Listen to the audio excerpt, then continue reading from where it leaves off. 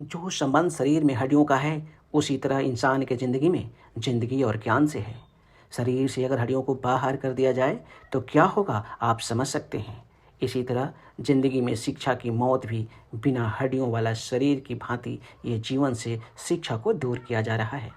कई वर्षों से शिक्षा को बुनियादी स्तर पर ही मार दिया गया। बिहार राज्य के शिक्षा कुछ जगहों पर शिक्षा के नाम पे कलंक है। शिक्षा जैसी शब्द को शर्मसार किया जा रहा है। विद्यालय शिक्षक और अभिभावक के साथ साथ सरकार की रणनीति देश के भविष्य को अंधकार की तरफ ले जा रहे हैं। सरकार तो महज बदनाम है, पर कुछ अफसरों और शिक्षक के साथ साथ ग्रामीण जनता भी इस सेवा को समझ नहीं पा रहे हैं। आज से 40-50 साल पहले की अगर बात करें तो विद्यालय में शिक्षक, विद्यार्थी, अभिभावक की मनोदशा जो थी, अब विपरीत और आपसी मतभेद पूर्ण हो गई है। इसमें अगर नुकसान देखा जाए तो सबसे ज़्यादा गरीब जनता को है।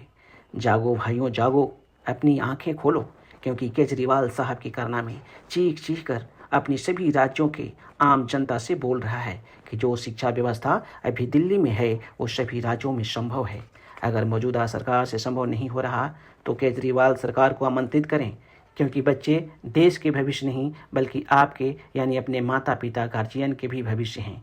दिल्ली में जब से सरकार बदली और केजरीवाल साहब आए, तब से मानो नौनिहालों के सपने साकार होते दिखने लगे। माता पिता को अपने बच्चों और देश दोनों पर गर्व होने लगा। जो विद्यालय 2015 तक जीर्ण शीर्ण अवस्था में था, पढ़ाई लिखाई अव्यवस्थित था, वो 2019 तक उनकी रूपरेखा बदलकर देश के साथ साथ देश की जनता के सपने को भी गौरवान्वित होने का परिचय दिया है। असल में आम जनता का हक भी है।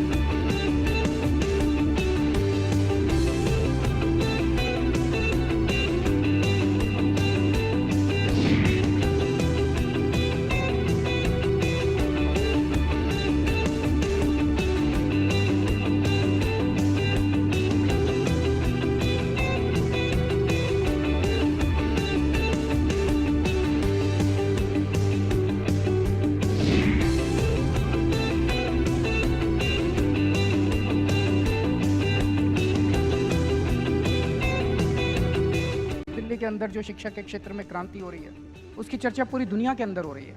दिल्ली के अंदर अब लोग अपने बच्चों को प्राइवेट स्कूल से निकाल के सरकारी स्कूलों में भर्ती करा रहे हैं। शायद भारत के इतिहास में यह पहली बार हो रहा है। आसान नहीं था ये करना। 3 साल पहले जब शुरू किया था तो सबसे पहले तो पॉलिटिक्स आगे आई। पॉलिटिक्स को भी किनारे कर दिया तो एलजी साहब आगे आ गए। आपको तो बताया कितना नए एलजी साहब से। हमने कहा नहीं, नीचे नीचे एजुकेशन पे काम होने दो, उसमें भी नहीं माने। जो इंजीनियर्स काम करना शुरू करते थे उनका ट्रांसफर कर देते थे। अगर 3 साल पहले एलजी साहब ने टांग नहीं अड़ाई होती तो ये काम 1 साल में हो गया होता। लेकिन हम भी अड़े रहे, हिम्मत नहीं आ रही। मेरे घर पे सीबीआई की रेड हुई। मैंने कहा कोई बात नहीं, मुझे गिरफ्तार करके जेल में भी डाल दोगे, बच्चों के लिए स्कूल तो बनेंगे चाहे जो। और आज बन रहे हैं।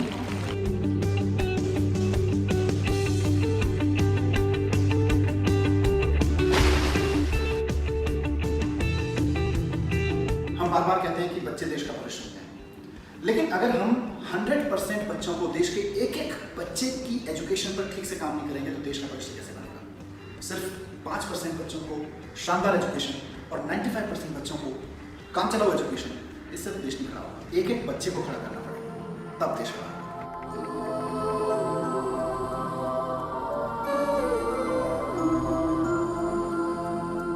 अभी आपने देखा, ये भाषणबाजी नहीं है, ये हकीकत है।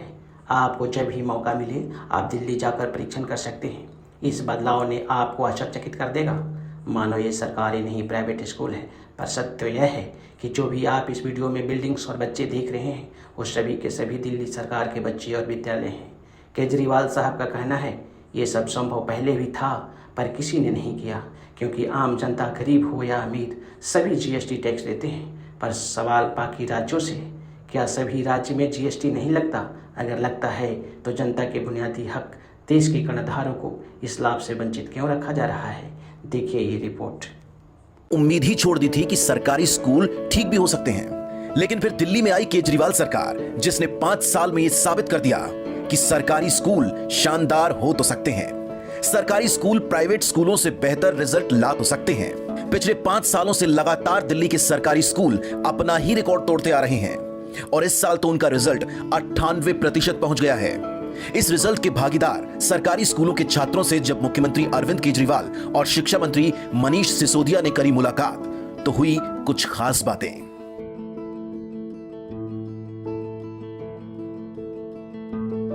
सरकार का पैसा कहाँ से आता है? टैक्स से आता है। टैक्स कौन देता है? आप सारे जने देते हो। इस देश का गरीब से गरीब आदमी भी टैक्स देता है। जब आप बाजार से माचिस खरीद के लाते हो उसके ऊपर भी टैक्स लगता है, सेल टैक्स, जीएसटी, फलाना ढिमका, तरह तरह के टैक्स लगते हैं। आप किताबें कापियाँ खरीदते हो उस पर भी टैक्स लगता है, पेंसिल खरीदते हो उस पर भी टैक्स लगता है, खाना खरीदते हो उस पर भी टैक्स। तो गरीब से गरीब आदमी भी टैक्स देता है। उस गरीब आदमी के टैक्स के पैसे से आप लोगों को फ्री में शिक्षा मिली है, अच्छी शिक्षा मिली है। तो जो मर्जी बनो अपनी ज़िंदगी में, लेकिन जो इस देश ने आपके लिए किया उसको कभी मत भूलो। उस देश को वापस देना है।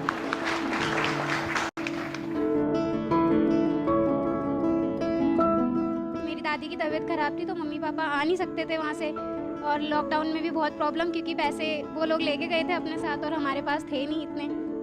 तो मेरे पास जो सेविंग्स थी मेरी 2000 रुपीज़ ही थे मेरे पास उस टाइम। तो 1500 मैंने चलाए वो 2 महीने।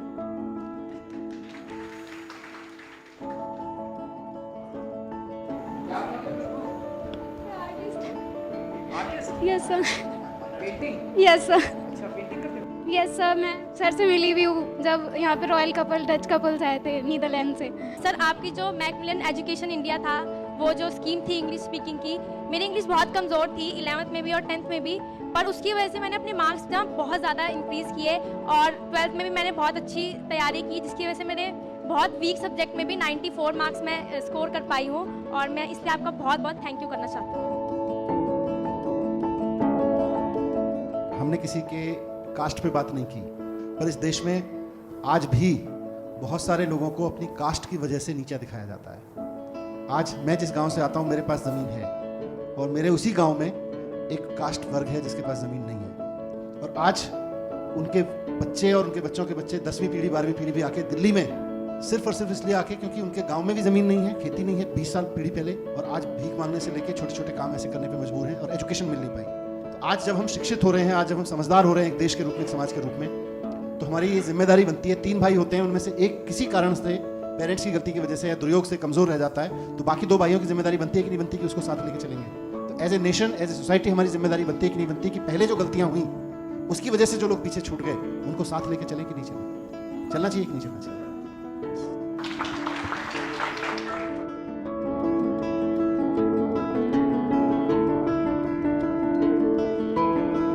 गुड आफ्टरनून सभी को।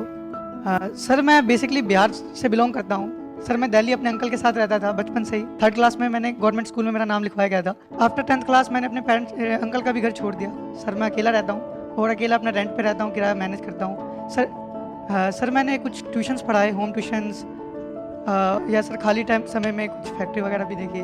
तो बाकी सर 12th में सर फिर टीचर्स ने सर बहुत ज़्यादा हेल्प की, क्योंकि उन्होंने कहा सर कि 12th ये हमारे लाइफ के मार्क्स हैं, ये लाइफ डिसाइड करते हैं। तो सर हमारे प्रिंसिपल सर, हमारे और टीचर्स सर, इन्होंने टाइम टाइम पे मोटिवेट किया सर, जिसका रिजल्ट ये है कि आज मैं फर्स्ट टाइम आपके सामने हूँ।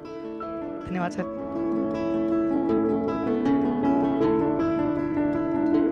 कुछ लोग कहते हैं कि गरीब लोग तो अपने बच्चों को बचपन में ही काम पे लगा देना चाहते हैं ताकि वो 2 पैसे कमा के लाएगा। जब स्कूल में पढ़ाई तो थी नहीं, तो एक आदमी सोचता था यार टाइम खराब कर रहा है बच्चा जाके, जब पढ़ाई नहीं होती है तो यहाँ पे 2 पैसे तो कमाएगा। जब से दिल्ली के अंदर सरकारी स्कूलों में पढ़ाई अच्छी हुई है, अब हर गरीब आदमी चाहता है मेरा बच्चा बड़ा होकर मेरा नाम रोशन करे, मेरे घर की गरीबी दूर करे और अपना भी आगे भविष्य बनाए।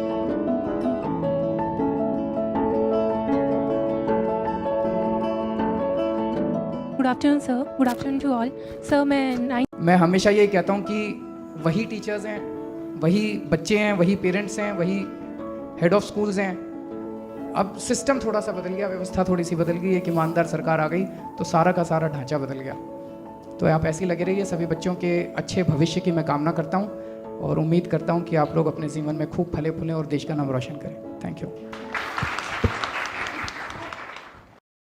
मौजूदा सरकार चाहेगी तो यहाँ संभव है, परंतु शिक्षा पर कोई बुनियादी सोच ही नहीं है। सरकार को चाहिए कि शिक्षा में सुधार लाने का हर कड़ी को सख्ती के साथ लागू करे।